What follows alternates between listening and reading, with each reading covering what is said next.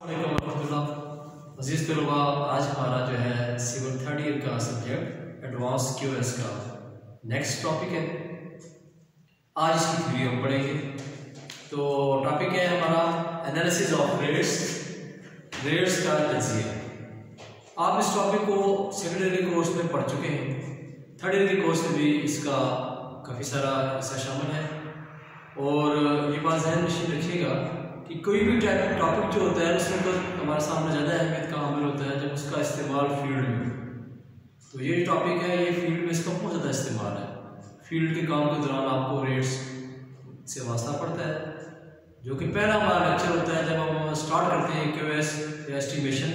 तो पहले हम बताते हैं कि डाटा फॉर एस्टिमेट, उसमें तीन चीज़ें होती हैं: ड्राइंग, स्पेसिफिकेशन और रेट्स।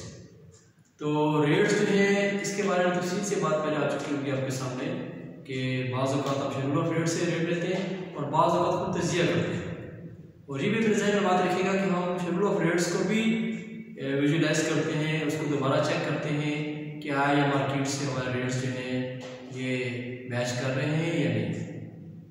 इस पर्पज़ के लिए इस टॉपिक का पढ़ना भी ज़रूरी है, उसको समझना भी ज़रूरी है। और इसकी एप्लीकेशन जो फील्ड में वो भी आपको समझ में बता दी है कि रेट्स को बार बार हमें रिवाइज करना पड़ता है, देखना पड़ता है और रेट्स की मुताबिकत का ख्याल करना पड़ता है।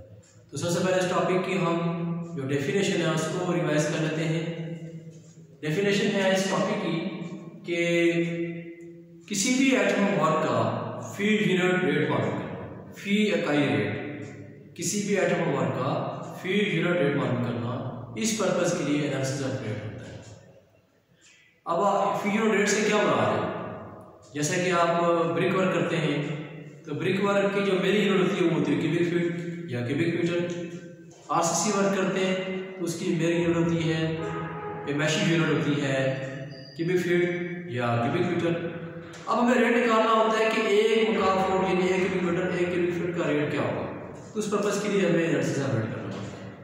और ये बात अपने ज़हन में रखिएगा कि जब हम एनालिसिस ऑफ रेट करते हैं तो उसमें हम सारी चीज़ें काउंट करते हैं, मटेरियल, लेबर, कैरेज और दीगर चीज़ें जो आगे चल के अगले लेक्चर में आपके सामने आएंगी कि इसके कौन कौन सी चीज़ें ज़रूरी होती हैं।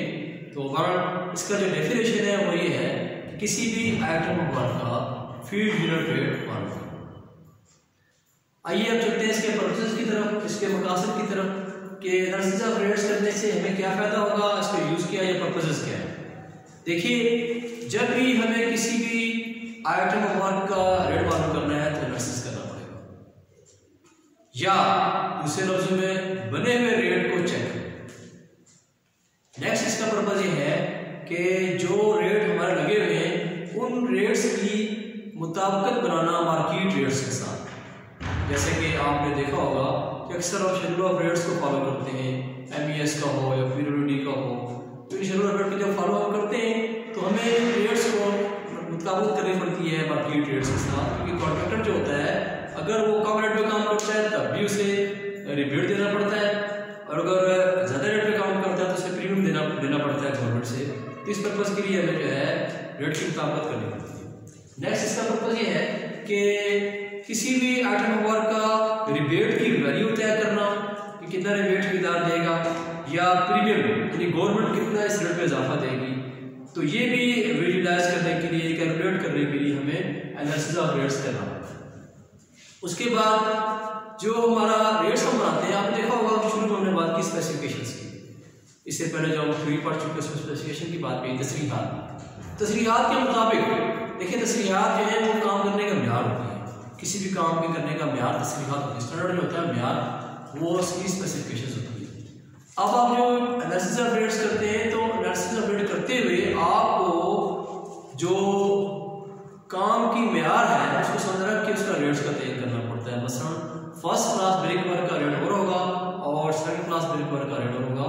इस पर्पज़ के लिए आपको स्पेसिफिकेशन को रीड करके उसको उसके मुताबिक रेट तैयार करना।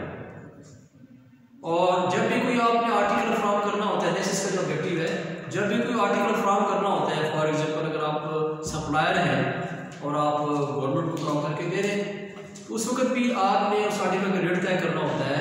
तो उस रेट को तय करने के लिए भी आपको एनालिसिस रेट करना पड़ता है कि रेट्स हम जो गवर्नमेंट को प्रोवाइड करें वो एज़ पर मार्केट हो या मार्केट से उसका बाकायदा एक लिंक हो, ताल्लुक हो, मार्केट से उसकी वैल्यू जो है वो रब्त में हो, राब्ते में हो, रिलेशन में हो, ताकि हमें नुकसान भी ना हो, कॉन्ट्रैक्टर का नुकसान भी ना हो, गवर्नमेंट भी उस रेट के ऊपर एग्री करे।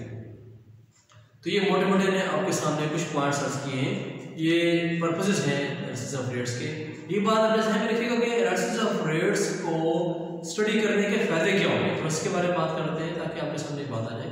इसके फायदे ये होते हैं कि जिस वक्त हम कॉन्ट्रैक्ट भरते हैं, टेंडर जिसे हम कहते हैं, तो ठेकेदार की तरफ से जो क्वांटिटी सर्वे होता है, अगर उसके सामने इस रेट्स को देखने का, परखने का मेथड होता है, तो वो रेट सही बढ़ता है।